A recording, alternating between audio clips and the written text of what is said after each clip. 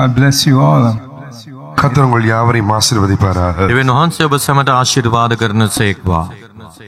I'm glad to be here for my second convention in Sri Lanka. இலங்கையில் என்னுடைய இரண்டாவது கன்வென்ஷனில் நான் கலந்து கொள்வதில் மிக சந்தோஷமாயிருக்கின்றேன். ශ්‍රී ලංකාවේ පවත්වනු ලබන්නා වූ රැස්වීම මාලාවට දෙවනි වතාවට සහභාගී වීමට හැකියවීම සම්බන්ධයෙන් මම සන්තෝෂ වන්නෙමි. The first convention was in 1978. முதலாவது convention 1978 ஆண்டாயிருந்தது.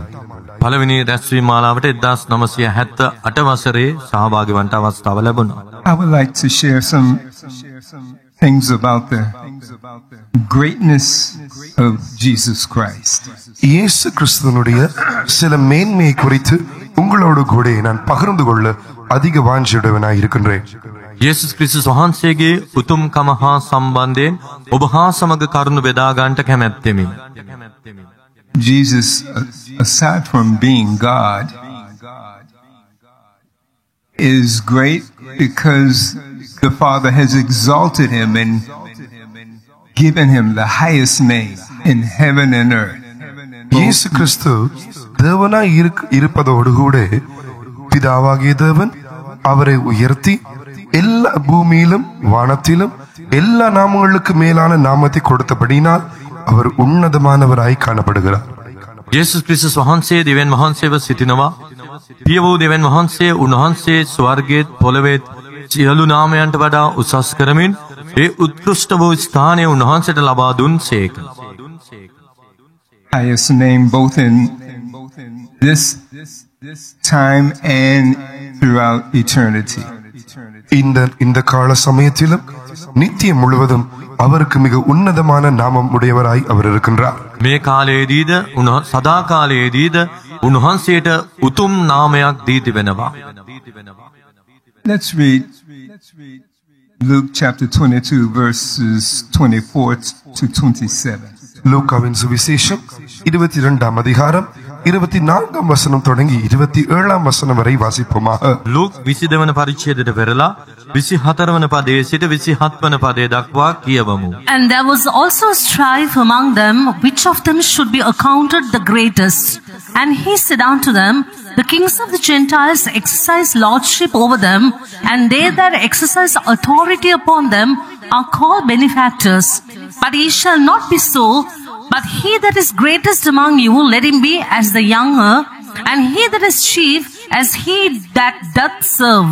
For whether is greater, he that sitteth at meat, or he that serveth? Is not he that sitteth at meat, but I am among you as he that serveth. ඔවුන්ගේ නිතා උතුම් කොට ගණන් ගනු ලබන්නේ කවරෙක්දැයි ඔවුන් අතරේ විවාදයක්ද හටගත්තේය. උන්වහන්සේ ඔවුන්ට කියනසේක් අන්‍ය ජාතින්ගේ රජවරු ඔවුන් කෙරෙහි අධිපතිකම් පවත්වති. ඔවුන් කෙරෙහි බලය පවත්වන්නෝ වනාහි උපකාරකාරයෝ යයි කියනු ලබති. නමුත් නුඹලා එසේ නොව. නුඹලා අතරින් වඩා උත්තමයා බාලයා මෙන් වේවා. ප්‍රධානයා උපස්ථාන කරන්නා මෙන් වේවා. වඩා උතුම් කවුද?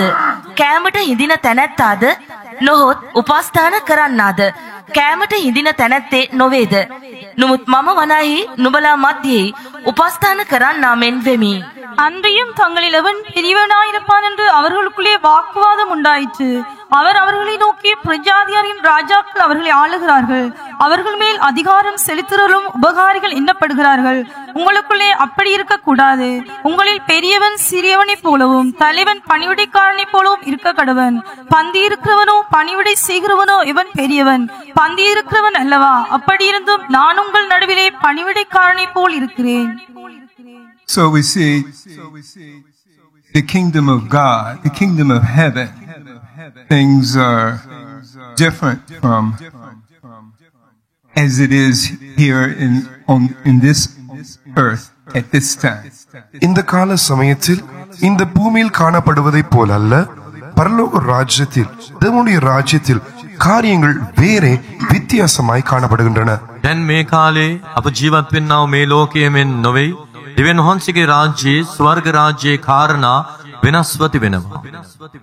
So Jesus Christ is actually the one who has humbled himself the most. இயேசு கிறிஸ்து ஒருவரே தன்னை அதிகபட்சமாய் தாழ்த்தினவராய் காணப்படுகிறார். යේසුස් ක්‍රිස්තුස් වහන්සේ උන්වහන්සේවම බොහෝසේ යටහත් කරගත්සේක. From being God, humbled himself to become a man and came down lower to be not a king in a palace, but to be born in a cowshed. அவர் தேவனதான ஸ்தானத்திலிருந்து தன்னை தாழ்த்தி இறங்கி மனிதனை போல் ஆனார். அவரின் கீழே இறங்கி வந்தது ஏதோ அரண்மனையில் பிறப்பதற்காய் வாழுவதற்காக அல்ல. ஆனால் அவர் இறங்கி வந்து ஒரு முன்னணையில் பிறந்தார். அங்கே அவர் காணப்பட்டார். උන්වහන්සේ දෙවියන් වහන්සේව සිටියද මනුෂ්‍යයෙකු ලෙස උන්වහන්සේ තමන් වහන්සේව යටහත් කර ගනිමින් බැස ආසයක. උන්වහන්සේ එසේ බැස ආවේ රජමාලිගාවක උපත ලබන පිණිස ආණ්ඩු කරන පිණිස නොවේ. උන්වහන්සේ උපත ලැබීම උදෙසා ගවහලක් තෝරාගත්තා. And he came down to serve everybody. எல்லோருக்குமே பணிவிடை செய்யும்படியாய் அவர் இறங்கி வந்தார். සියලු දෙනාටම සේවය කරන පිණිස උන්වහන්සේ බැස ආවා. Not to just wash the feet, but to wash the filth of the soul and spirit. Wash away sin. ஏதோ கால்களை கழுவதற்கு பாதங்களை கழுவதற்காக மாத்திரமல்ல, எல்லோருடைய துக்கங்கள் பாவங்கள் இவ்வனமான விடயங்கள் யாவற்றையுமே அவர் கழுவி நீக்கும்படியாக. උන්වහන්සේ පාද සෝදන පිණිස පමණක් නොවේ. උන්වහන්සේ සියලු දෙනාගේ දුක ආත්මයේ තිබෙනා වූ කිලුට සෝදා හරින පිණිස පැමිණිසේක. Therefore, the Father has exalted him high above every position, every name, and he's to be honored even as God the Father is to be honored. இது நிமித்தமாக எல்லாவற்றுக்கும் மேலாய் எல்லா ஸ்தானங்களுக்கும் மேலாய் பிதாவாகிய தேவன் அவரை உயர்த்தி வைத்திருக்கிறார். ஆகையால் பிதாவாகிய தேவனுக்கு கொடுக்கிறதான அதே கன மரியாதை நம் கர்த்தராகிய இயேசு கிறிஸ்துவுக்கும் கொடுக்க வேண்டியதாய் இருக்கின்றது. මේ හේතු කොටගෙන පිය වූ දෙවියන් වහන්සේ උන්වහන්සේව සියලු දෙනාට සියල්ලට වඩා උසස් කරනු ලැබුවා. උන්වහන්සේ දෙවියන් වහන්සේ හා සමානව සිටින බැවින් උන්වහන්සේට පිය වූ දෙවියන් වහන්සේට හිමි ගෞරවය අපද ලබා දිය යුතුයි. And after the passing of time, after he administers judgments on the earth during the tribulation, he still will be humble. காலங்கள் கடந்து போன பிறகு உபத்திரவ காலங்களில் பூமியின் மீது நியாய தீர்ப்பு அனுப்பின பிறகும் பூமி ஆக்கினை தீர்க்கிற பிறகும் கூட அவர் தன்னை தாழ்மையாகவே காணப்படுவார். කාලවල් ගත වුණාන් පසුව පීඩාවන් මේ පොළවට පැමිණෙන අනතුරුව උන්වහන්සේ ඒ අවස්ථාවන්හිදී පවා යටහත්ව දකින්න ලබනවා. After the battle of Armageddon, after ruling over the earth for 1,000 years during the millennium, and after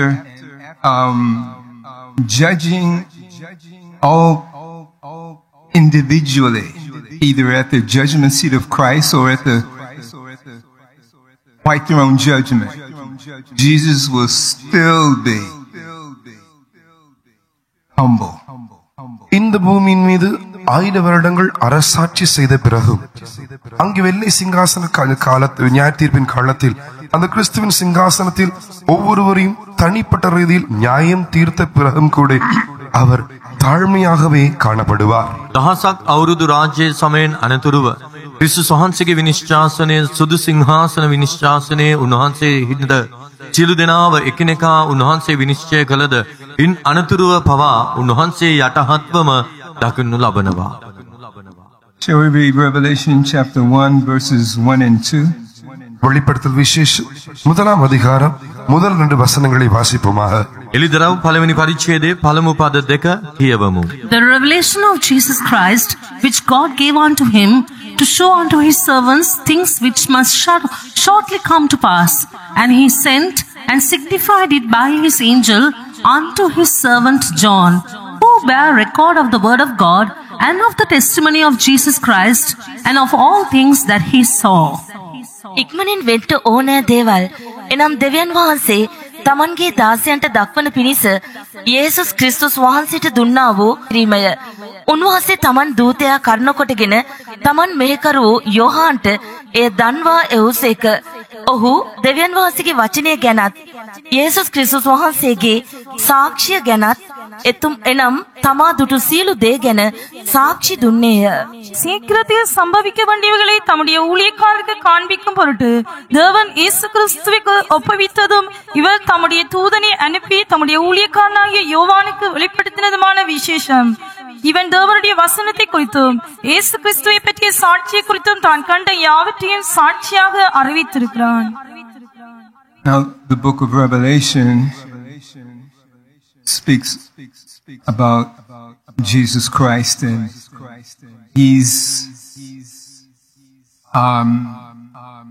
we see him giving his message to the 7 churches of Asia. இந்த வெளிப்படுத்தல் விசேஷத்தில் நாங்கள் காண்பது என்னவென்றால் இங்கே இயேசு கிறிஸ்து தம்முடைய செய்தியை அங்கே 7 சபைகளுக்கு அங்கே வழங்குகிறார். එලිදරව් පොතෙහි යේසු ක්‍රිස්තුස් වහන්සේගේ පණිවිඩය සභා සතට උන්වහන්සේ දන්වන ආකාරය අපිට දකින්න පුළුවනි. We see him executing judgment by taking the book out of the Father's hand and opening the seals. பிதாவின் கரத்தில் இருந்து அந்த புஸ்தகங்களை எடுத்து அதன் முத்திரைகளை உடைத்து அங்கே நியாயம் தீர்ப்பதையும் அங்கே நாங்கள் காண்கின்றோம். උන්වහන්සේ පියාණන් වහන්සේගේ අතින් ඒ පොත රැගෙන මුද්‍රා කඩමින් විනිශ්චය කරන බව අපිට දකින්න පුළුවනි. We see him ruling and reigning during the millennium. 1000 வருட அரசாட்சியில் அங்கே அவர் அரசாளுவதையும் நாங்கள் காணக்கூடியதாக இருக்கின்றது. දහසක් අවුරුදු රාජ්‍ය සමයේදී උන්වහන්සේ ආණ්ඩු කරනවා කියාද එහි අපිට දකින්න පුළුවනි. And we see in the Bible that it will be Jesus who will do away with the present universe, and then he'll bring forth new earth, new heaven, New Jerusalem. நாங்கள் வேதத்தில் காண்பது என்னவென்றால் இப்பொழுது இருக்கிறதான இந்த பிரபஞ்சம் இந்த அண்ட சராசரத்தை இயேசுவே அகற்றிவிட்டு அகண்டு போகச் செய்து பின்பு புதிய பூமி புதிய வானம் புதிய எருசலேமை வரவழைப்பதும் அவராகவே இருக்கின்றார். අප උන්වහන්සේගේ වචනේ දකින්නේ කුමක්ද? අපිට දකින්න ලැබෙනා මේ ලෝකයේ විශ්වය මේ උන්වහන්සේ මුළුමනින්ම පහ කර අලුත් පොළවක් අලුත් අහසක් නව යෙරුසලම ඒ සදාතනික වාසස්ථාන උන්වහන්සේම සාදන බවයි. So we see that the Father is greater than Jesus. இயேசு கிறிஸ்துவை விட பிதாவாகிய தேவன் பெரியவராய் இருப்பதை நாங்கள் காண்கின்றோம். යේසුස් වහන්සේට වඩා පියාණන් වහන්සේ උතුම් බව අප දකිනවා. Jesus said so. இயேசுவே அவ்வாறு கூறியிருக்கின்றார். යේසුස් වහන්සේ පැවසූසේක. But we see the main person presented in the book of Revelation is Jesus.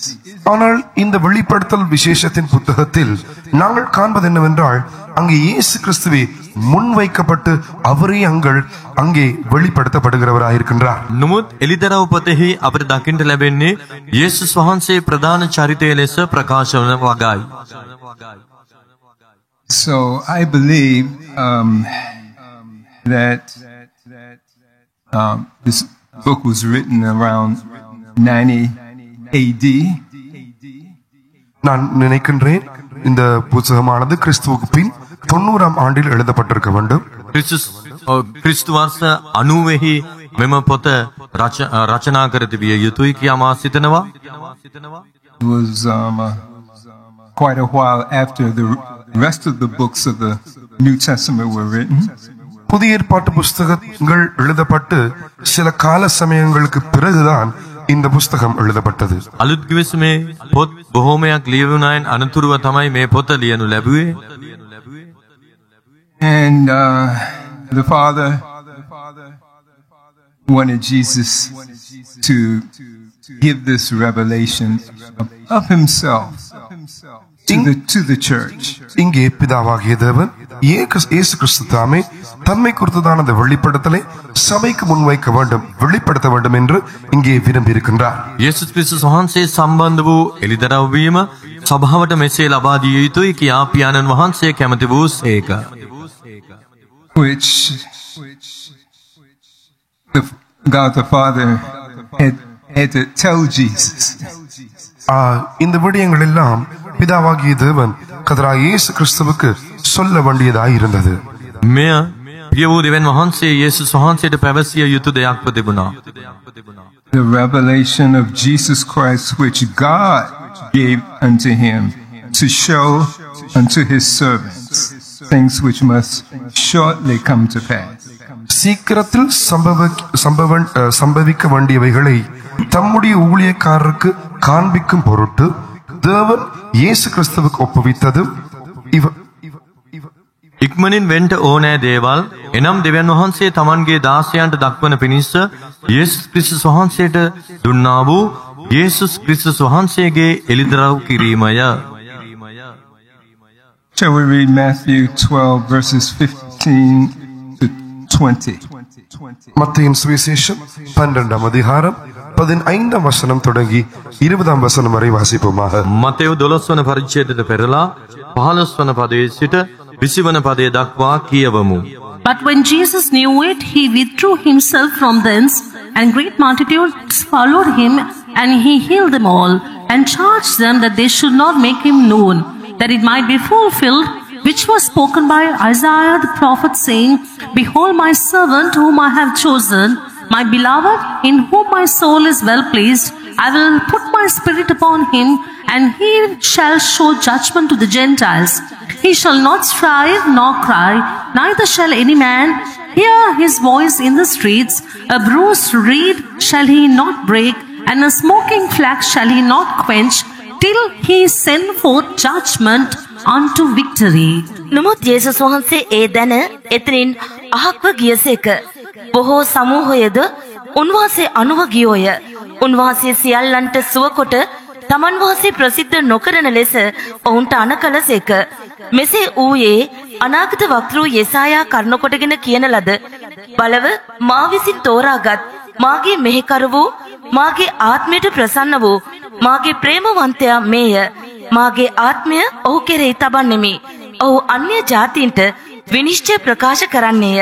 ඔහු ඩබර කරන්නේවත් මොර ගසන්නේවත් නැත. ඔහුගේ හඬද වීදිවල කිසිවකුට නොඇසෙන්නේය.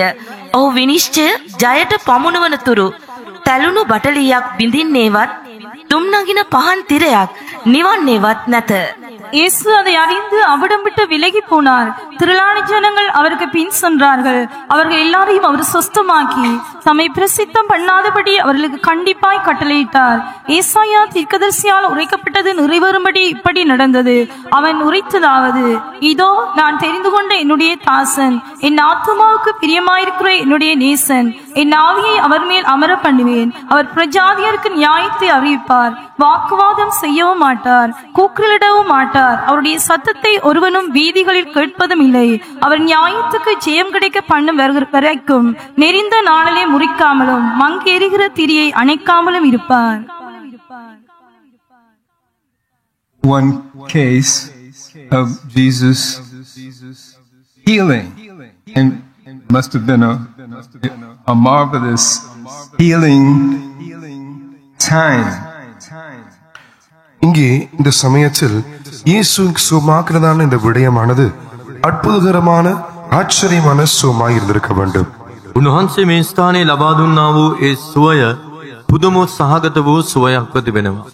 We read a great multitude followed Jesus, and he healed them all.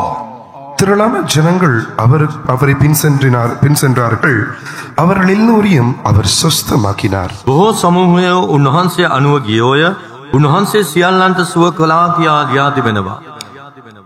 And then he told them, don't go tell everybody I did it. இதையெல்லாம் நான் உங்களுக்கு செய்தேன் என்று யாரிடமும் போய் சொல்ல வேண்டாம் என்று அங்கே கண்டிப்பாய் கூறினார். එසේ උන්වහන්සේ ඔවුන්ට කළා වූ දේවල් ප්‍රසිද්ධ නොකරන ලෙස ඔවුන්ට පැවසුවා. He didn't want to glorify himself. He only wanted to glorify his Father. அவர் தம்மையே மகிமைப்படுத்திக் கொள்ள விரும்பவே இல்லை, பிதாவாகிய தேவனை மாத்திரம் அவர் மகிமைப்படுத்த விரும்பினார். උන්වහන්සේ තමන් වහන්සේව ගෞරවයට මහිමයට පත් කරගන්නට කැමති වුණේ නැහැ. උන්වහන්සේ කැමති වූයේ පියාණන් වහන්සේට ගෞරවය පුද දීමටයි. He healed one man who had a legion of demons, quite a marvelous deliverance. He said, "Go and tell what great things God has done for you." ஒரு சந்தர்ப்பத்தில் அதிகமான பிசாசினால் பீடிக்கப்பட்டிருந்ததான ஒரு மனிதனை அங்கே இயேசு விடுதலையாக்கி, நீ போய் தேவன் உனக்கு செய்தவற்றை நீ மற்றவரிடம் கூறு என்று கூறி அனுப்பினார். උන්වහන්සේ එක්තරා අවස්ථාවකදී බොහෝ යක්ෂයන් ආවේශව සිටියා වූ තැනැත්තෙකු සුවකොට ඔහුට පවසා සිටියේ කුමක්ද නම්, දෙවියන් වහන්සේ නුඹට කළා වූ මහත් දේ ගොස් පවසන්ට යනුවෙනුයි. In so many ways, Jesus is an example to all of us. எத்தனையோ பல விதங்களில் கர்த்தராகிய இயேசு கிறிஸ்து நம் எல்லோருக்குமே நல்ல ஒரு முன்மாதிரியாய் காணப்படுகிறார். සෑම අංශයකින්ම අපගේ යේසුස් ක්‍රිස්තුස් වහන්සේ අපට ආදර්ශයක්ව සිටිනවා.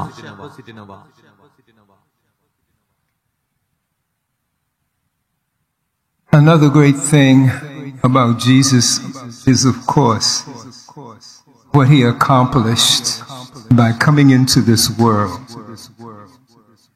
இயேசு கிறிஸ்து இந்த பூமிக்கு வருவதனூடாக நிறைவேற்றினதான இன்னும் ஒரு பெரிய காரியம், ஒரு விடயம் என்னவென்றால், යේසුස් ක්‍රිස්තුස් වහන්සේ මෙලොවට පැමිණීම කරුණු කොටගෙන ඉෂ්ට කළා වූ උතුම් තවත් කාරණයක් කුමක්ද නම්, He came into this world அவர் இந்த பூமிக்கு வந்தார். උන්වහන්සේ මේ පොළොවට පැමිණිසේක to do what only God can do. தேவனால் மாத்திரம் செய்யக்கூடியதை அவர் நிறைவேற்றும்படியாய் செய்யும்படியாய் அவர் வந்தார். දෙවියන් වහන්සේට පමණක්ම ඉෂ්ට සිද්ධ කළ හැකි දේ ඉටු කරන පිණිස උන්වහන්සේ මෙලොවට පැමිණිසේක. Not only did he come to save us from eternal death, the second death, which is the lake of fire, but he came to impart to us his very life. அவர் எங்களை ரட்சிக்கும்படியாக மாத்திரம் இந்த பூமிக்கு அவர் வரவில்லை, ஆனால் அவருடைய ஜீவனை நமக்குள் புகுத்தும்படியாய், நமக்கு பெற்று தரும்படியாய் அவர் இந்த பூமிக்கு வந்தார். අපව සදාතනික ගිනිවිලෙන් ඒ දෙවන මරණයෙන් ගලවන පිණිස පමණක් නොවේයි උන්වහන්සේ මෙලොව පහළ වුණේ. උන්වහන්සේගේම ජීවනය අප තුළ ජීවනය ඇති කරන පිණිස උන්වහන්සේ මෙලොව පැමිණිසේක. We're all created by God in his likeness and image. நாம் எல்லோருமே தேவனுடைய சொந்த சாயலில் சொரூபத்தில் சிருஷ்டிக்கப்பட்டிருக்கின்றோம். අප සියල්ලෝම දෙවියන් වහන්සේගේ සමානත්වයෙන් ස්වරූපයෙන් මවනු ලැබ සිටිනවා. And the way God made us is a serious matter. தேவன் நம்மை சிருஷ்டித்த விதமானது மிக ஒரு முக்கியமான ஒரு விடயமாய் காணப்படுகிறது. දෙවියන් වහන්සේ මනුෂ්‍යව සෑදුවා වූ ආකාරය ඉතා බැරෑරුම් ඉතා වැදගත් දෙයක්ව තිබෙනවා. We have a free will. நமக்கு ஒரு தெரிந்து கொள்றதான சுயாதீனம் உண்டு. අපටම කියා තෝරා ගැනීමේ නිදහසක් තිබෙනවා. And God made us that way. கர்த்தர் அவ்வண்ணமாகவே எங்களை சிருஷ்டித்திருக்கின்றார். දෙවියන් වහන්සේ එසේ අපව මවා තිබෙනවා. So this is a very serious issue. இது ஒரு பாரதூரமான முக்கியமான விடயமாய் இருக்கின்றது. මේ ඉතා වැදගත් කාරණයක්ව තිබෙනවා. It's a matter of life and death. இது மரணம் இல்லாவிட்டால் ஜீவன் என்றதான ஒரு விடயமாய் இருக்கின்றது. මෙය ජීවනය නැත්නම් මරණය යන කාරණය. So life is not to be taken loosely, foolishly. ஆகையால் இந்த வாழ்க்கை, இந்த ஜீவனை நாங்கள் இலகுவாக எடுத்து விடக்கூடாது, மதீனமாய் கருதி விடக்கூடாது. එනිසා මේ ජීවිතය උන්වහන්සේ අපට දී තිබෙනා මේ එක ජීවිතය අප සුළු කොට විහිළුවක් කොට තකන්ට හොඳ නැහැ. And I would like to say that to God, life is a matter of life and death. நான் உங்களுக்கு சொல்ல விரும்புவது என்னவென்றால், தேவனுக்கு நம்முடைய வாழ்க்கை இந்த ஜீவன் என்று சொல்லும் பொழுது அவருக்கும் அது மரணம் ஜீவன் என்றுதான ஒரு விடயமாய் காணப்படுகிறது. මම ඔබට කියන්න කැමැත්තේ කුමක්ද නම් අපගේ ජීවිතය කියන විට උන්වහන්සේට එය ජීවනයව මරණයව දක්වනු ලබනවා.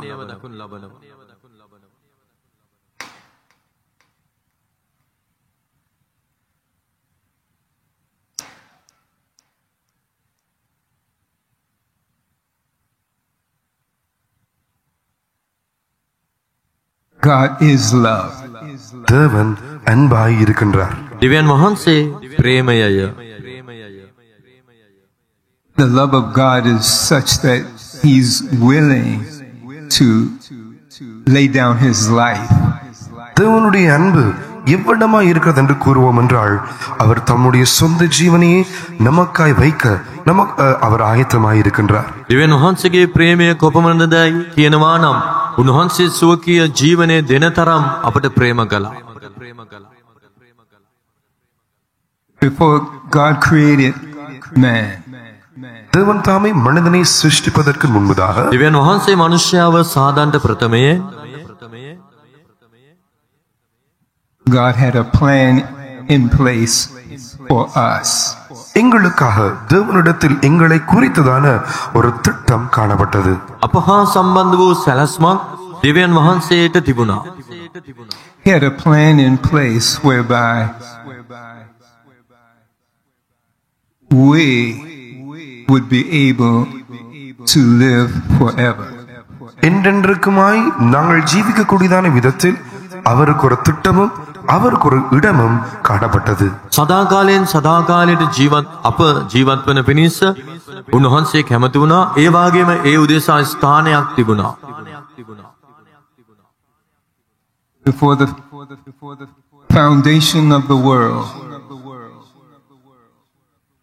உலக தோற்றத்துக்கு முன்பதாக ලෝකයේ මවන්ට ප්‍රථමේ Jesus would have said to the Father,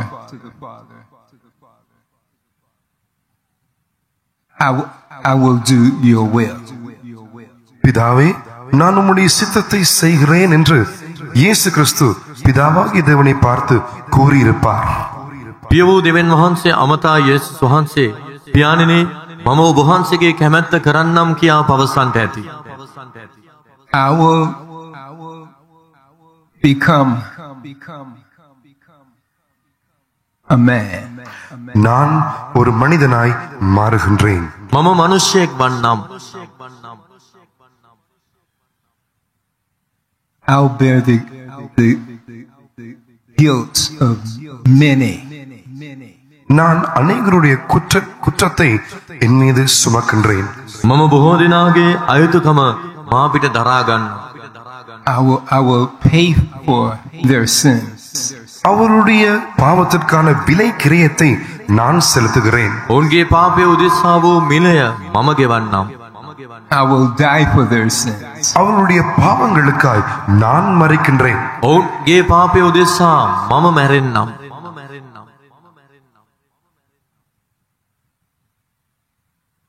Let's read Isaiah 53. நாங்கள் ஏசாயாவின் புத்தகம் 53ஆம் அதிகாரத்துக்கு திருப்பி යෙසායා 53 වන පරිච්ඡේදයට පෙරලා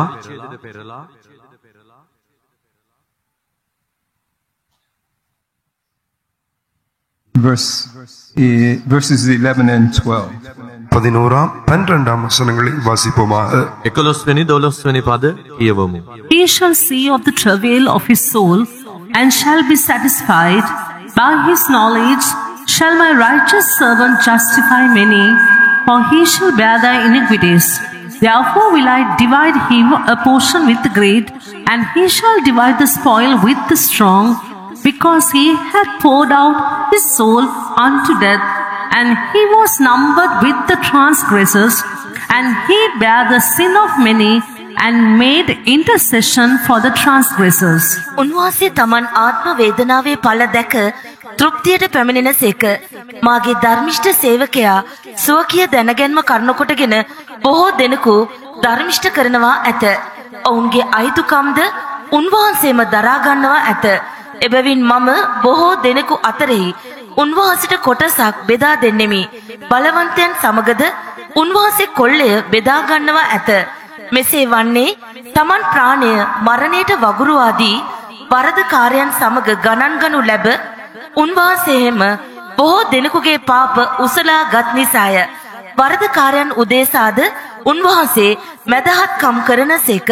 அவர் தமது ஆத்தும வருத்தத்தின் பலனை கண்டு திருப்தியாவார். என் தாசனாகிய நீதிபரர் தம்மை பற்றும் அறிவினால் அநேகரை நீதிமான்கள் ஆக்குவார். அவருடைய அக்கிரமங்களை தாமே சுமந்து கொள்வார். அவர் தம்முடைய ஆத்துமாவை மரணத்தில் ஊற்றி அக்கிரமக்காரரில் ஒருவராக எண்ணப்பட்டு அநேகருடைய பாவத்தை தாமே சுமந்து அக்கிரமக்காரருக்காக வேண்டிக் கொண்டது நிமித்தம் அநேகரை அவருக்கு பங்காக கொடுப்பேன். பலவான்களை அவர் தமக்கு கொள்ளையாக பங்கிட்டுக் கொள்வார்.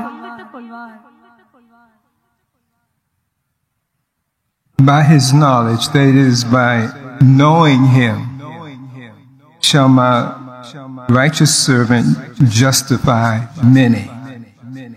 என் தாசனாகிய நீதிபரர் தம்மை பற்றும் அறிவினால் அநேகரை நீதிமான்கள் ஆக்குவார். මාගේ ධර්මිෂ්ඨ සේවකයා සුවකිය දැනගන්ම කරුණු කොටගෙන බොහෝ දෙනෙකු ධර්මිෂ්ඨ කරනවා ඇත. For he shall bear their iniquities. அவர்களுடைய அக்கிரமங்களை தாமே சுமந்து கொள்வார். ඔවුන්ගේ අයුතුකම්ද උන්වහන්සේම දරා ගන්නවා ඇත.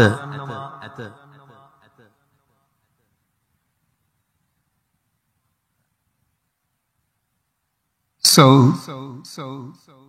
the truth of Jesus Christ has been made known.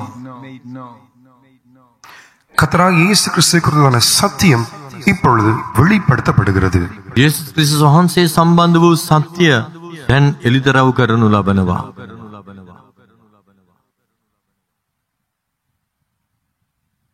It's been made known to all those who know Jesus, made known by God the Father, by a clear, direct revelation. நேரடியான தெளிவான வெளிப்படுத்த தரிசனத்தினூடாக பிதாவாகிய தேவனால் கர்த்தராகிய இயேசுவை குறித்ததான அந்த சத்தியமானது இயேசுவை அறிந்தவர்களுக்கு வெளிப்படுத்தப்படுகிறது. උන්වහන්සේ ඍජුවම යේසුස් වහන්සේව දැන සිටින්නන්ට පියාණන් වහන්සේ ක්‍රිස්තුස් වහන්සේගේ එළිදරව්ව ඒ දර්ශනය ලබා දෙනවා. Jesus one day asked his disciples, "Who do men say that I am?" ஒரு சந்தர்ப்பத்தில் இயேசு கிறிஸ்து தாமே தம்முடைய சீஷர்களை நோக்கி மனுஷர் நான் யார் என்று கூறுகிறார்கள் என்று வினவினார். එක් අවස්ථාවක් යේසුස් වහන්සේ සුවකිය ගෝලයන් අමතා මනුෂ්‍යයන් මා කවරෙක් කියා පවසනවාදයි ඔවුන්ගෙන් ඇසූසේක. Then Jesus said, "Who do you say I am?" to his disciples. அடுத்ததாக இயேசு தாமே தம்முடைய சீஷர்களை பார்த்து நீங்கள் நான் யார் என்று கூறுகிறீர்கள் என்று கேட்டார். ඉන් අනතුරුව තම ගෝලයන් දෙස බලා නුඹලා මා කවරෙක් කියා පවසනවාදයි ඇසුවා. Only one disciple answered, and that was Peter. அந்த கேள்விக்கு ஒரே ஒரு சீஷர் பதில் கொடுத்தார், அது பேதுருவாய் இருந்தார். ඒ ප්‍රශ්නයට පේත්‍රුස් ඒ ගෝලයා උන්වහන්සේට පිළිතුරු දුන්නා. Peter said, "You are the Christ, the Son of God." பேதுரு கூறினார், நீரே தேவனுடைய குமாரனாகிய கிறிஸ்துவாய் இருக்கிறீர் என்று. පේත්‍රුස් පවසා සිටියේ ඔබ වහන්සේ දෙවියන් වහන්සේගේ පුත්‍රයාණන් වන ක්‍රිස්තුස්ය කියායි. Jesus said, "Flesh and blood did not reveal that to you. My Father in heaven revealed it." இயேசு கிறிஸ்து அவனை நோக்கி கூறினது என்னவென்றால், மாமிசமோ இரத்தமோ இது உனக்கு வெளிப்படுத்தவில்லை, பரலோகத்தில் இருக்கிற என்னுடைய பிதாவே உனக்கு இதை வெளிப்படுத்தி இருக்கின்றார். යේසුස් වහන්සේ ඔහුට පැවසුවේ කුමක්ද නම්, මේ නුඹට එළිදරව් කළේ මාංශයවත් රුධිරයවත් නොවේයි, ස්වර්ගයේ සිටිනා වූ මාගේ පියාණන් වහන්සේය කියායි. That's the way Jesus is revealed. இவ்வளமாகவே இந்த வழியினூடாகவே இயேசு கிறிஸ்து வெளிப்படுத்தப்படுகிறவராயிருக்கின்றார். යේසුස් ක්‍රිස්තුස් වහන්සේ එළිදරව් වන්නේ මේ ආකාරයෙන්ුයි. Someone has to hear about Jesus or read something about Jesus, or maybe it starts with a dream about Jesus. சிலர் உங்களுக்கு இயேசு கிறிஸ்துவை பற்றி கூறலாம், இல்லமற்றால் இயேசு கிறிஸ்துவை பற்றி நீங்கள் சில சொப்பனங்களை காணலாம். ඇතැම් විට යමෙක් යේසුස් වහන්සේ ගැන ඔබට පවසන්නට පුළුවන්. එසේත් නැත්නම් උන්වහන්සේ ඔබට සිහිනයකින් උන්වහන්සේ ගැන පවසන්නට පුළුවන්. I myself heard about Jesus ever since I was a little boy, but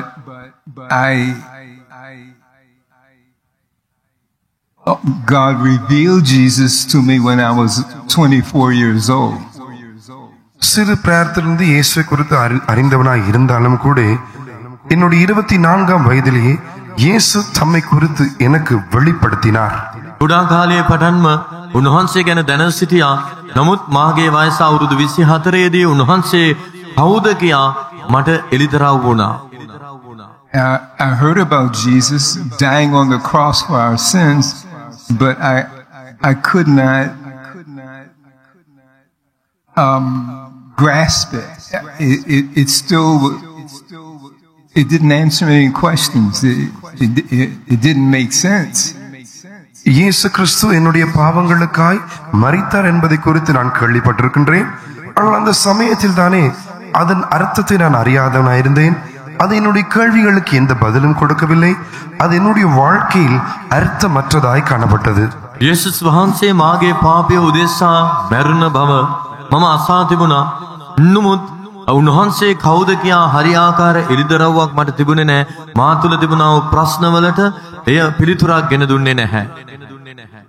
This world is full of people, over 9 billion people. இந்த உலகமானது கோடிக்கணக்கான ஜனங்களால் நிறைந்திருக்கின்றது. මේ ලෝකයේ පුරා කෝටි සංඛ්‍යාත සෙනගක් ජීවත් වෙනවා. And God loves them all.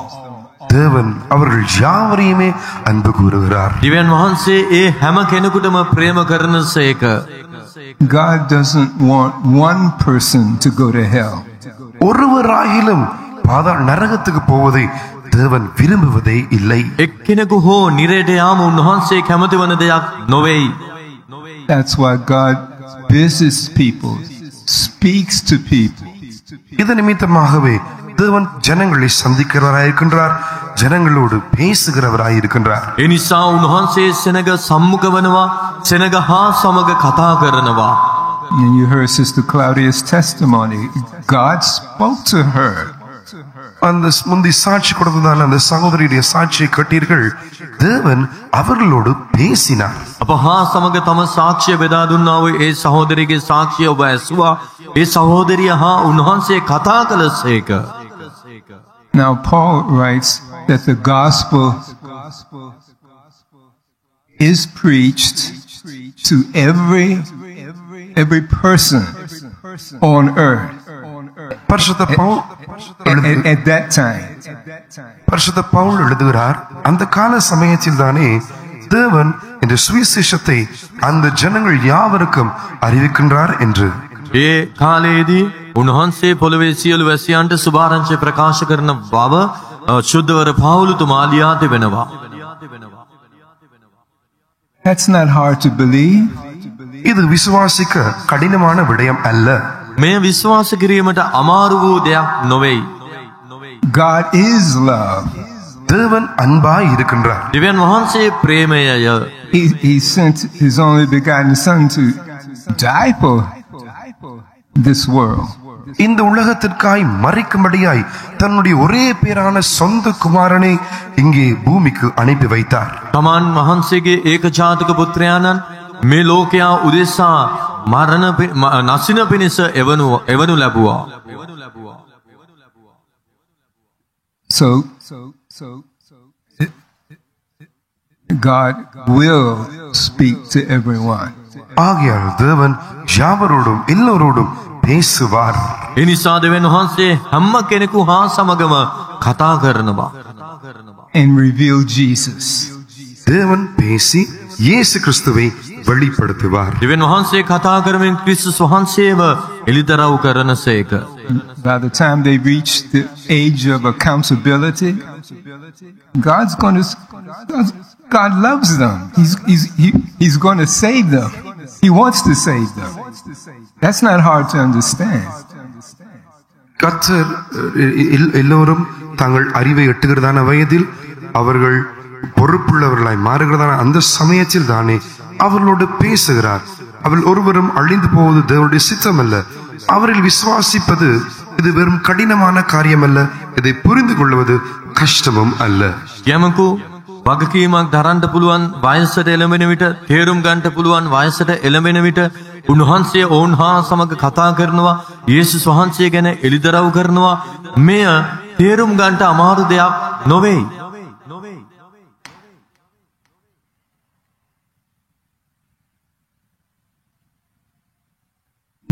The message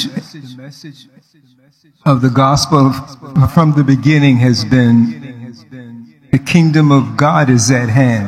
Repent and believe the good news. ஆரம்பத்தில் இருந்தே நமக்கு கொடுக்கப்படுகிறதான இந்த சுவிசேஷத்தின் சத்தியம் என்னவென்றால் பரலோக ராஜ்யம் சமீபமாக இருக்கிறபடினால் மனம் திரும்பி விசுவாசியுங்கள். ආරම්භයේ සිට මේ සුභාරංචිය අපට පවසන්නේ කුමක්ද නම් ස්වර්ග රාජ්‍යය ළඟව තිබෙන බැවින් පසුතැවෙලි වී අදහා ගනිල්ලා. After God has revealed Jesus, that he is alive. What the Bible says about him is true. Everything. He's coming back. When God reveals the truth, those who hold on to it, they can't deny it because God revealed it to it. God said it. But when they accept the truth and keep it, that's what the Bible means by believing. இயேசு கிறிஸ்து ஜீவிக்கிறார், அவர் மீண்டும் வருகிறார் என்று இப்படிப்பட்டதான சத்தியம் இயேசுவை கொடுத்ததான அந்த சுவிசேஷம் வெளிப்படுத்தப்படுகிறதான அந்த சமயத்தில் ஒருவர் அதை விசுவாசிக்க வேண்டும். அதை மறுதளிக்க ஒரு காலமும் முடியாது. அது விசுவாசிக்கப்பட வேண்டியதாக இருக்கிறது. යේසුස් ක්‍රිස්තුස් වහන්සේ පව්කාරයන් ගලවන පිණිස පැමුණුණා. උන්වහන්සේ මැරුණා. උන්වහන්සේ නැවත පැමිණෙනවා. මේ බව යම් පුද්ගලයෙකුට එළිදරව් කරනු ලබන විට ඒ පිළිගන්නට නොහැකි කාරණයක් නොවේ. ඒ පිළිගත හැකි දෙයක්. ඇදහිීම යනු කුමක්ද? එය අල්ලා ගැනීමයි. එය ප්‍රතික්ෂේප නොකොට තමන් වෙත තබා ගැනීමයි. As we see here in John chapter 3 verse 17 and 18, யோவான் சுவிசேஷம் 3ஆம் அதிகாரம் 17 18 වසනங்களை வாசிக்கும் போது යොහන් තුමාගේ සුභාරංචියේ 3 වන පරිච්ඡේදයේ 17 18 පද කියවන විට For God sent not his Son into the world to condemn the world, but that the world through him might be saved. He that believeth on him is not condemned, but he that believeth not is condemned already, because he hath not believed in the name of the only begotten Son of God. මක්නිසාද දෙවියන් වහන්සේ පුත්‍රයාණන් ලෝකයට එව්වේ ලෝකයා විනිශ්චය කරන පිණිස නොව ලෝකයා උන්වහන්සේ කරුණකොටගෙන ගලවනු ලබන පිණිසය. උන්වහන්සේ කෙරෙහි අදා ගන්නා විනිශ්චය කරනු නොලැබේ. අදා නොගන්නා දෙවියන් වහන්සේගේ ඒකජාතක පුත්‍රයාණන්ගේ නාමය කෙරෙහි අදා නොගෙන සිටින බැවින් දැනටම විනිශ්චය කරනු ලැබ සිටී. உலகத்தை ஆக்கினைக்குள்ளாக தீர்க்கப்படிய தேவன் தம்முடைய குமாரனை உலகத்தில் அனுப்பாமல் அவராலே உலகம் ரட்சிக்கப்படுவதற்காகவே அவரை அனுப்பினார். அவரை விசுவாசிக்கிறவன் ஆக்கினைக்குள்ளாக தீர்க்கப்படாமல் விசுவாசியாதனோ தன்னுடைய ஒரே பேரான குமாரனுடைய நாமத்தில் விசுவாசம் உள்ளவனாய் இராதபடினால் அவன் ஆக்கினை தீர்க்கப்பட்டாயிற்று.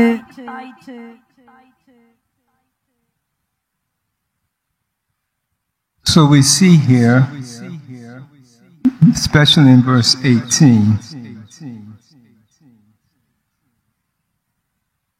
whether someone is lost or saved, it's their choice. இங்கே நாங்கள் வாசித்த வசனங்களில் குறிப்பாக 18ஆம் வசனத்தை நாங்கள் வாசிக்கும் பொழுது ஒருவர் ரட்சிக்கப்படுவதும் ஒருவர் ஆக்கினைக்குள்ளாய் தீர்க்கப்பட்டு அழிந்து போவதும் அவர்கள் தெரிந்து கொள்கிற விடயமாய் இருக்கிறது. அது அவர்களுடைய தெரிந்து கொள்கிற சுயாதீனமாய் இருக்கிறது. අවදන් කියවුවා වූ පදවල විශේෂයෙන් 18 වන පදයේහි කෙනෙකු විනිශ්චය කරනු ලැබීම විනාශ වීම සිදුවන්නේ ඔහුගේම තෝරා ගැනීම පරිදි. Why in the world would someone not believe what God himself has shown them? தேவன் தாமே அவர்களுக்கு காண்பித்ததான விடயத்தை இந்த உலகத்தில் ஏன் யாராவது விசுவாசிக்காமல் நம்பாமல் போக வேண்டும்? දිවැන් වහන්සේම උන්වහන්සේම පෙන්වා වූ දේ එලිදරව් කළා වූ දේ ඇයි යම් කෙනෙක් විශ්වාස නොකර අදහා නොගෙන සිටින්නේ? The answer is verse 19. அதன் பதிலானது 19ஆம் வசனத்தில் காணப்படுகிறது. ඊට පිළිතුර 19 වන පදයේහි අපට දකින්න පුළුවනි. And this is the condemnation, that light is come into the world, and men love darkness rather than light, because their deeds were evil. විනිශ්චය නම් මේය. ලෝකයට ආලෝකය පැමිණ තිබෙන නමුත් මනුෂ්‍යයන්ගේ ක්‍රියා නපුරු බැවින් ඔවුන් ආලෝකයට වඩා අන්ධකාරයට ඇලුම් වූ බවය. ஒளியானது உலகத்திலே வந்திருந்தும் மனுஷருடைய கிரியைகள் பொல்லாதவர்களாய் இருக்கிறபடியினால் அவர்கள் ஒளியை பார்க்கிலும் இருளை விரும்புகிறதே அந்த ஆக்கினை தீர்ப்புக்கு காரணமாய் இருக்கிறது.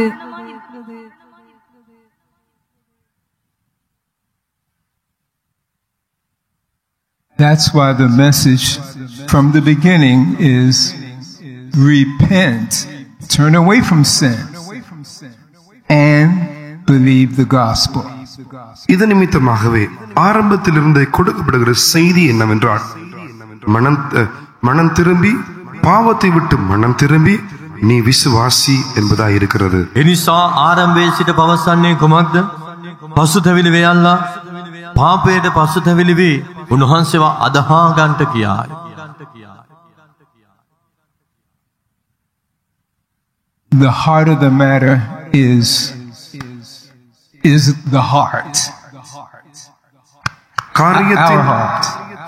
காரியத்தின் கருபொருள், காரியத்தின் மூலை காரணமானது நம்முடைய இருதயத்தின் நிலவரமாயிருக்கிறது.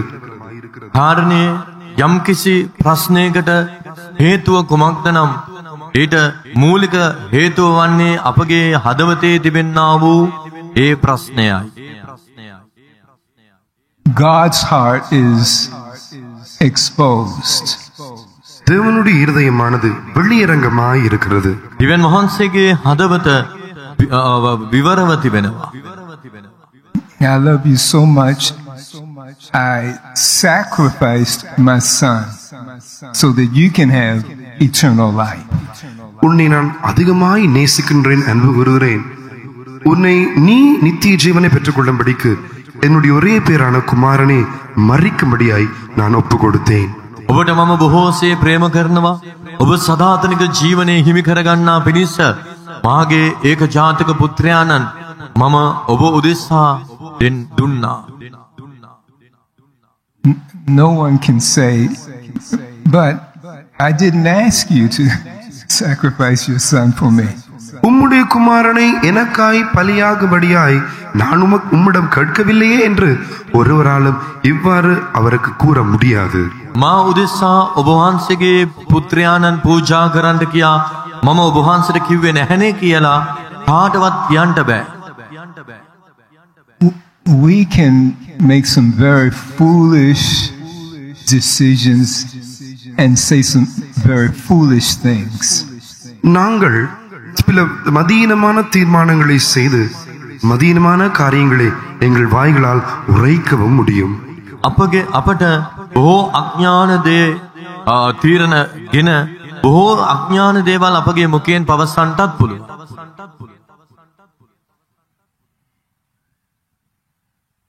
I know one sister in the Lord, and she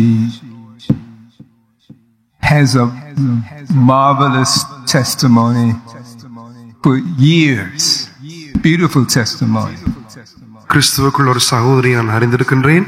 வருட கணக்காய் அவர்களுடைய வாழ்க்கை ஒரு அழகான சாட்சியாய் காணப்படுகிறது. ක්‍රිස්තුස් වහන්සේ තුළ එක්තරා සහෝදරියක් මා හොඳ හැටි දැන සිටිනවා. ඇය බොහෝ වසර ගණනාවක් දීර්ඝ වසර ගණනාවක් ඇයට සතුව අනර්ග සාක්ෂියක් තිබෙනවා. Her husband was praying for her to get saved for years. வருட கணக்காய் அவர்களுடைய கணவர் இவர்களுடைய ரட்சிப்புக்காய் ஜெபித்து வந்திருக்கின்றார். ඇයගේ ගැලවීම උදෙසා ඇයගේ ස්වාමි පුරුෂයා බොහෝ වසර ගණනාවක් යාඥා කරමින් පැමිණියා. She didn't want to get saved. அவர்கள் ரட்சிக்கப்பட விரும்பவில்லை. නමුත් ඇය ගැලවීම ලබා ගන්නට කැමති වුණේ නැහැ. And she didn't like having to come to church. சபை கூட்டங்கள் ஆராதனைக்கு வருவதை அவர்கள் விரும்பவில்லை. ඇය සභාවේ රැස්වීම යාඥාවන්ට පැමිණීමට කැමැත්තක් දැක්වුවේම නැහැ. But one day she was in church and God spoke to her directly. ஒரு நாள் அவர்கள் சபையில் காணப்பட்டார்கள்.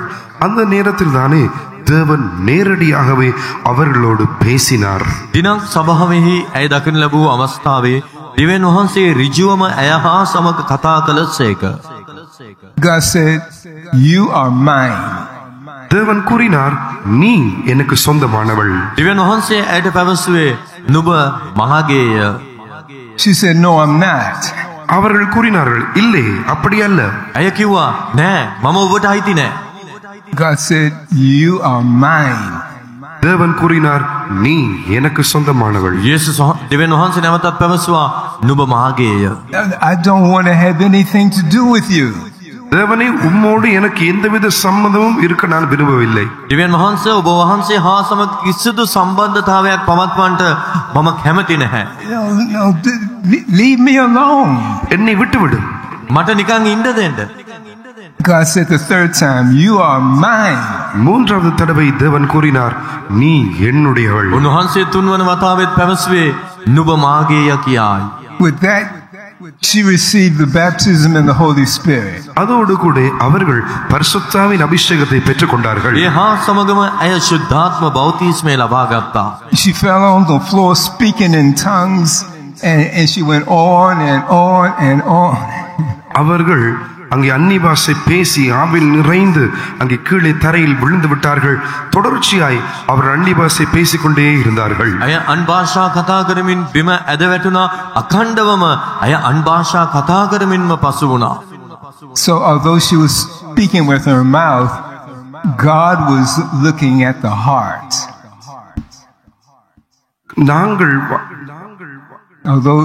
அவர்கள் வாயினால் பேசிக் கொண்டிருந்தார்கள். ஆனாலும் தேவனோ அவளுடைய இருதயத்தை நோக்கியே பார்த்தவராய் காணப்பட்டார். ඇය මුකෙන් කතා කරමින් පසු වුණා. නමුත් ස්වාමින් වහන්සේ ඇයගේ සිත දෙස බලා සිටියා.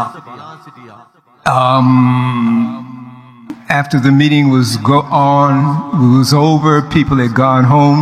She still was speaking in tongues. She was still out of it. She was just lost in heaven, in the love of God. அங்கே அந்த ஆராதனை முடிந்த பிறகு எல்லோரும் வீடு திரும்பின பிறகும் கூட அவர்கள் அந்நிய பாஷை பேசிக்கொண்டே இருந்தார்கள். அவ்வளவாய் தேவனுடைய அன்பு அவள் இருதயத்தை நிரப்பியதாய் காணப்பட்டது. රැස්වීම අවසන් වුණා. සියලු දෙනාම තම නිවෙස් වලට හැරී ගියා. නමුත් මය අන් භාෂා කතා කරමින්ම පසු වුණා. දෙවියන් වහන්සේගේ ප්‍රේමය ඇගේ සිතේ ඒ ආකාරයෙන් වැඩි වෙන්න පටන් ගත්තා. There was a 180-degree turnaround, total change in her life. 180 பாகை அப்படியே ஒரு திருப்பம் அவருடைய வாழ்க்கையில் ஏற்பட்டது. முழுமையான ஒரு திருப்பம் அவருடைய வாழ்க்கையில் ஏற்பட்டது. ඇගේ ජීවිතය අංශක 180ක්ම හැරුණා. මුළුමනින්ම ඇය උන්වහන්සේ වෙතට හැරී පැමිණියා.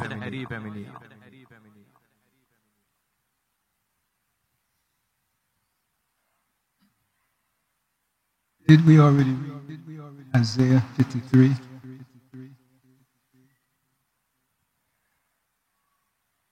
So coming back to Isaiah 53,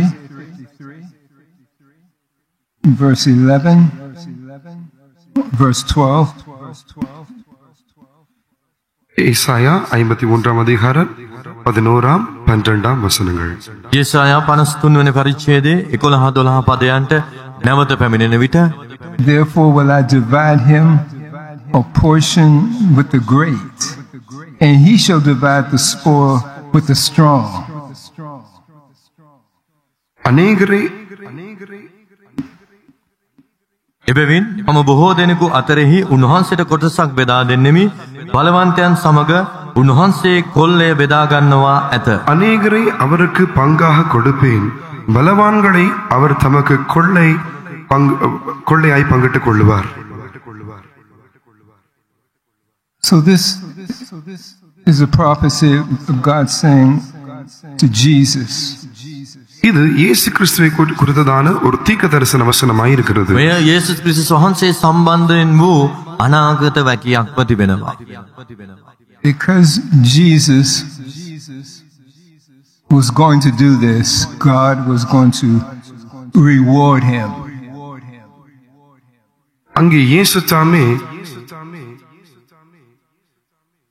that's why it says, verse 12, therefore will I divide him a portion with the great.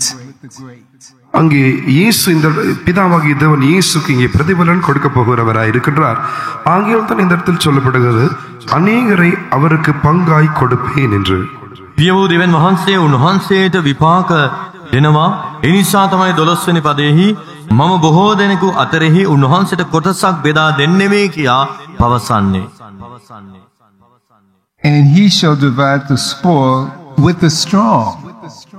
அநேகர் அவருக்கு பங்காய் கொடுப்பேன், பலவான்களை அவர் தமக்கு கொள்ளையாய் பங்கிட்டுக் கொள்வார். බලවන්තයන් සමගද උන්වහන්සේ කොල්ලය බෙදා ගන්නවා ඇත. So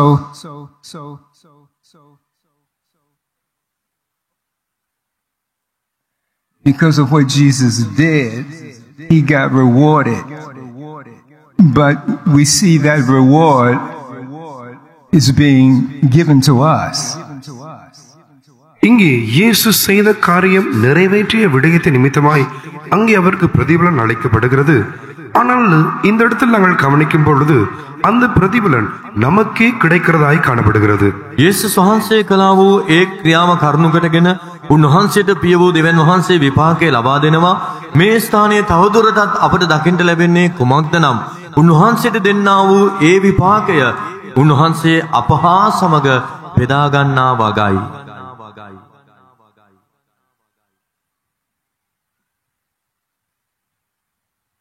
Here Jesus is praying for his disciples here in John chapter 17.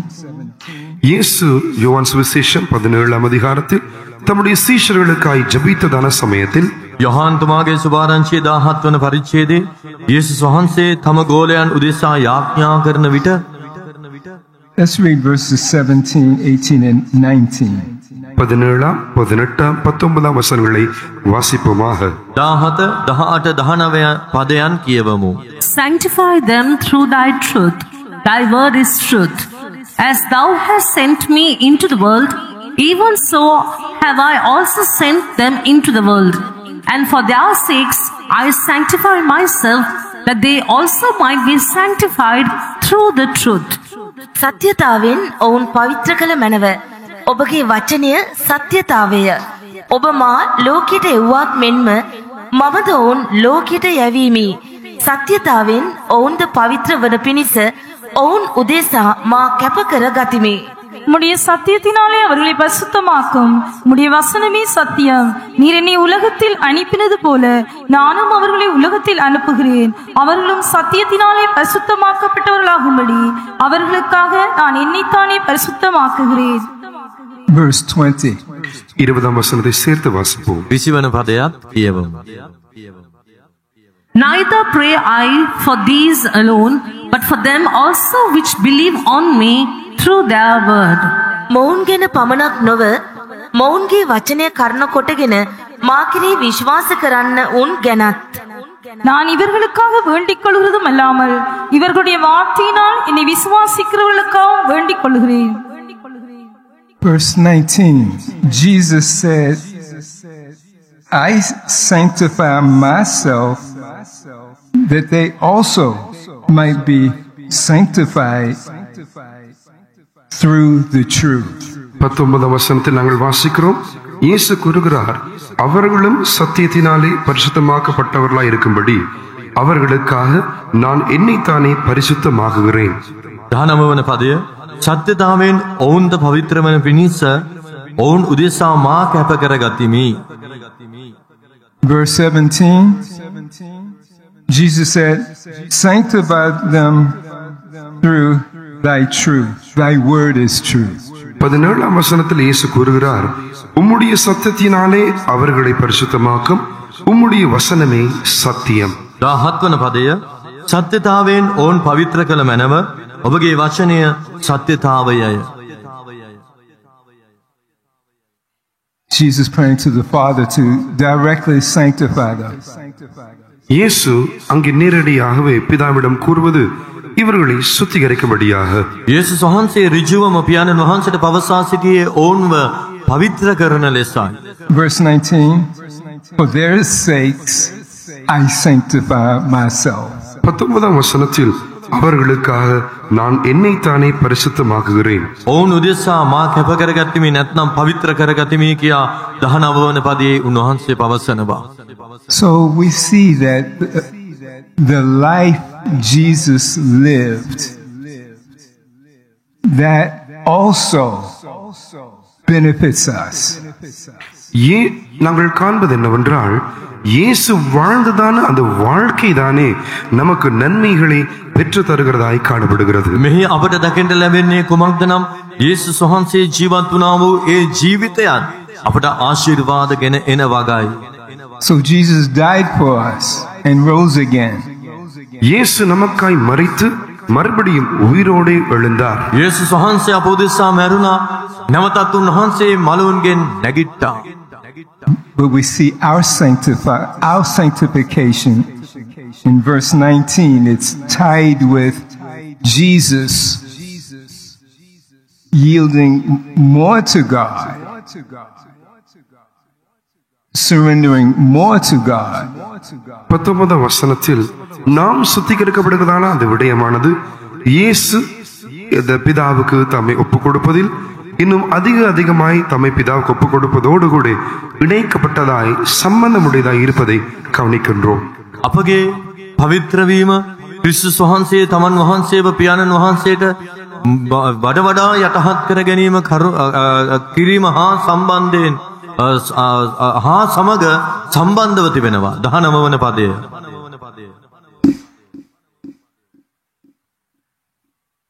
So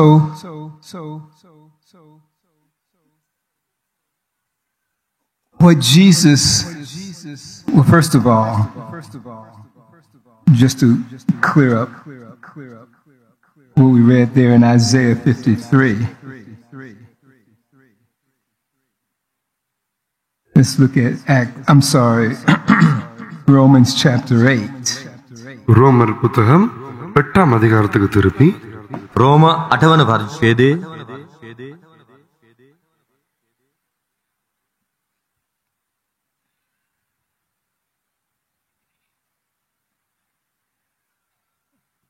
verse 16 16ஆம் வசனம் 16 වන පදය.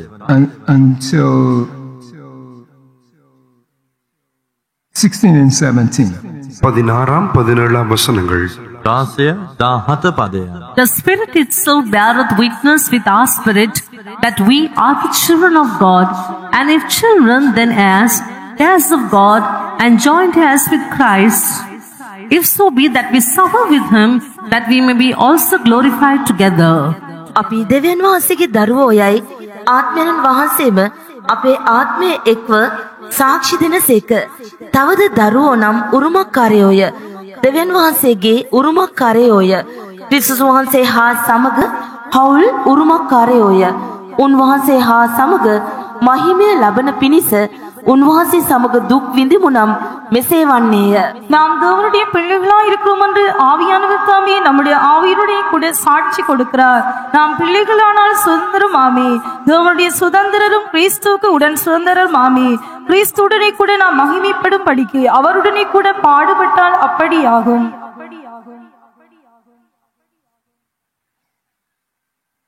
Verse 17 is saying that for us, it's open for us to be joint heirs with Christ.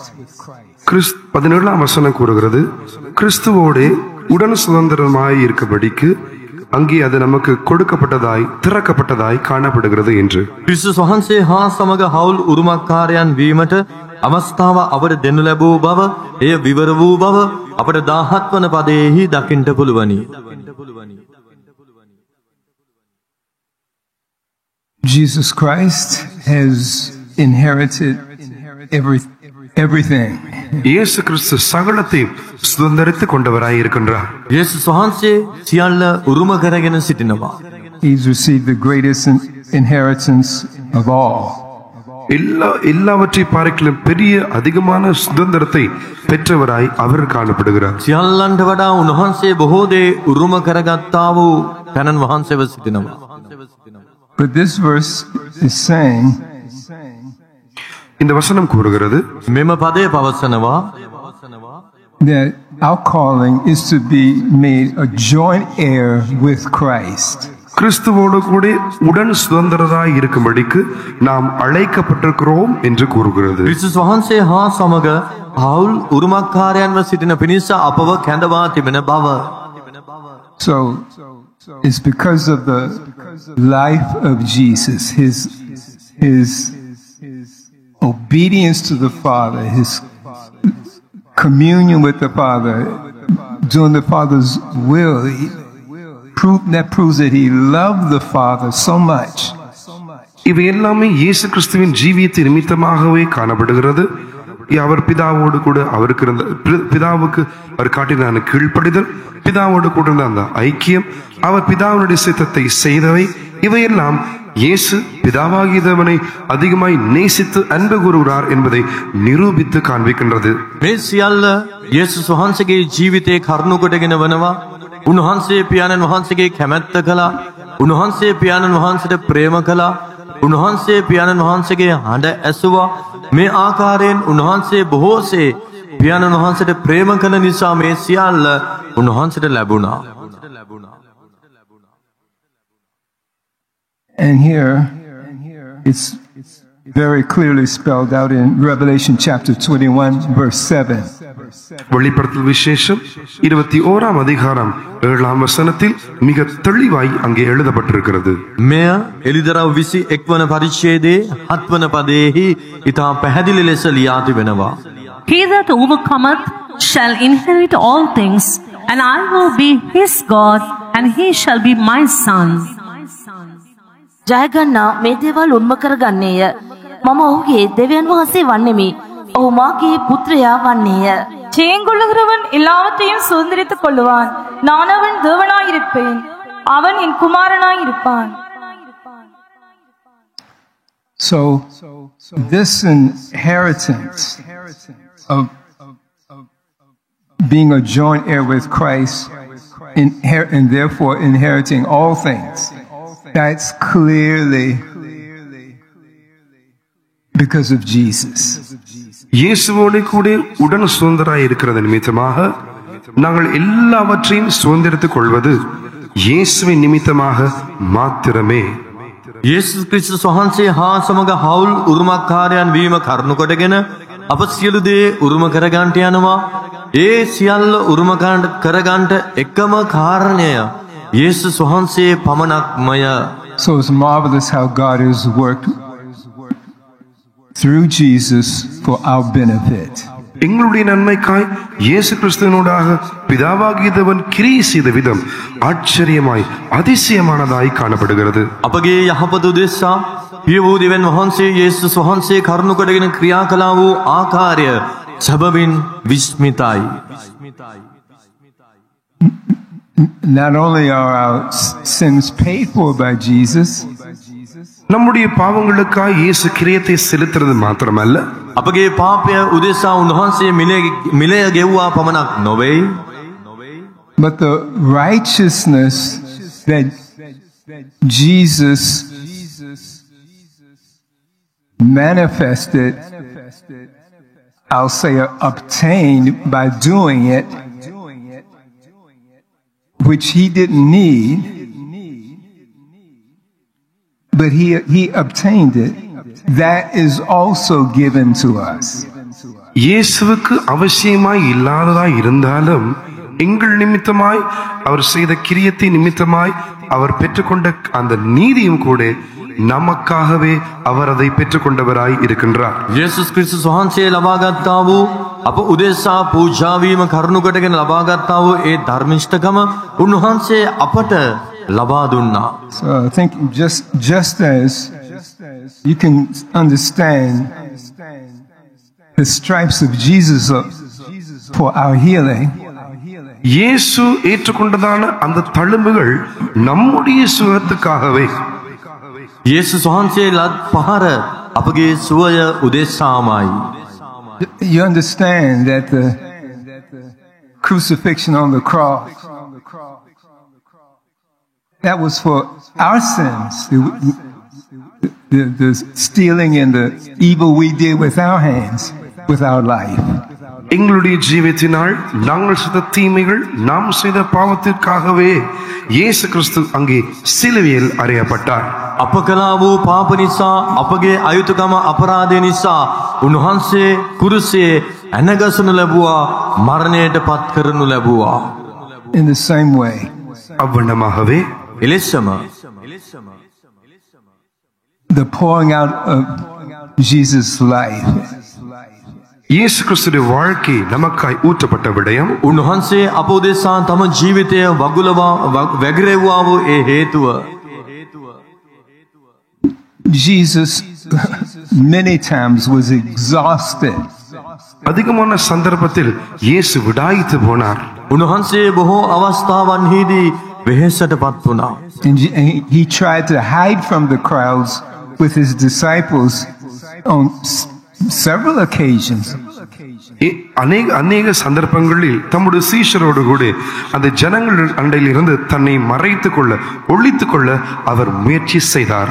උන්වහන්සේ බොහෝ අවස්ථාවන් වලදී තම ගෝලයන් හා සමග ඒ බොහෝ ජන සමූහයාගෙන් වෙන්ව සැඟවී සිටින්න උත්සාහ කළා.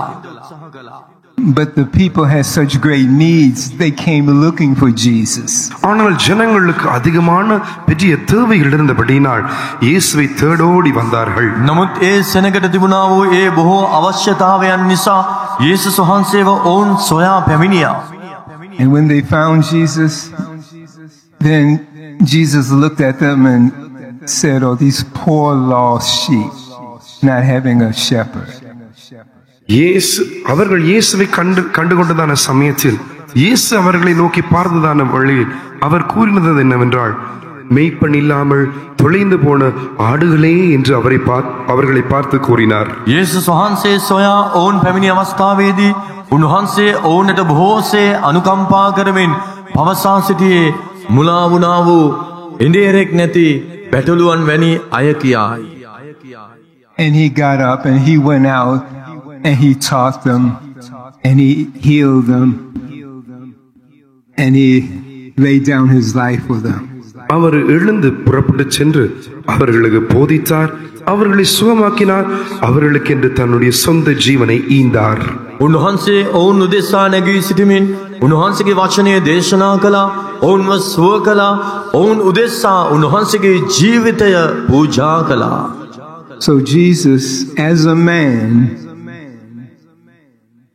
did the will of God, the perfect will of God. மனிதனாக இயேசு தாமே தேவனுடைய பரிபூரண சித்தத்தை நிறைவேற்றி முடித்தார். යේසුස් වහන්සේ මිනිසෙකු ලෙස පියාණන් වහන්සේගේ සම්පූර්ණ කැමැත්ත ඉෂ්ට කළසේක. Not one failure, not one bad word, nothing.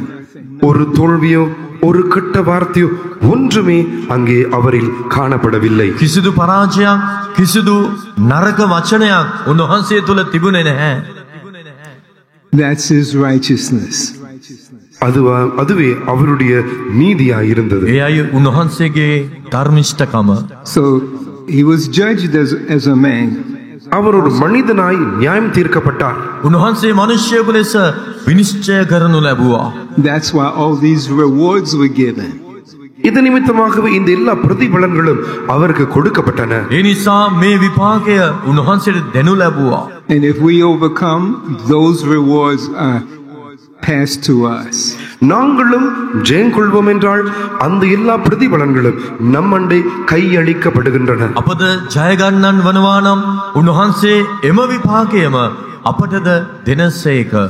Him sanctifying himself, that's the power behind us being sanctified. That's how we can be sanctified, because Jesus is sanctified. இயேசு தம்மை சுத்திகரிக்கப்படினால் நாம் சுத்திகரிக்கப்படக்கூடியதான வல்லமை உடையவர்களாய் இருக்கின்றோம். அவர் சுத்திகரிக்கப்பட்டபடியினால் நாம் சுத்திகரிக்கப்படுகிறோம். යේසුස් වහන්සේ අප උදෙසා තමන් වහන්සේව කැප කරගත්තා, පවිත්‍ර කරගත්තා. ඒ හේතු කොටගෙන අපට පවිත්‍ර වන්නට පුළුවනි.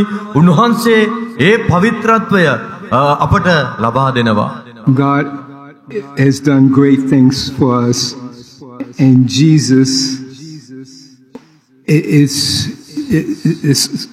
just too much. What he has done for us is too much, but it's real. தேவன் தாமே இயேசு கிறிஸ்துவினூடாய் நமக்கு செய்தது அதிகமாகவே, அளவுக்கு அதிகமாகவே காணப்படுகிறது. அவைகள் பெரியவை, உன்னதமானவை. දිවෙන් වහන්සේ යේසුස් ක්‍රිස්තුස් වහන්සේ කරුණු කොටගෙන අප උදෙසා කළා වූ දේවල් ඉමහත්ව තිබේ. ඒ සියල්ල ඉමහත්ව තිබෙනවා, සීමා ඉක්මවා ගොස් තිබෙනවා. Shall we thank God for Jesus Christ? கர்த்தராகிய இயேசுவுக்காய் தேவனை நாங்கள் நன்றி செலுத்துவோமாக. යේසුස් ක්‍රිස්තුස් වහන්සේ උදෙසා දෙවියන් වහන්සේට අපි ස්තුති කරමු. Thank you, Father. Hallelujah. Blessed be your name, O God. How great you are, great are your works. We bless and praise and thank you, Lord. Amen. God bless you all.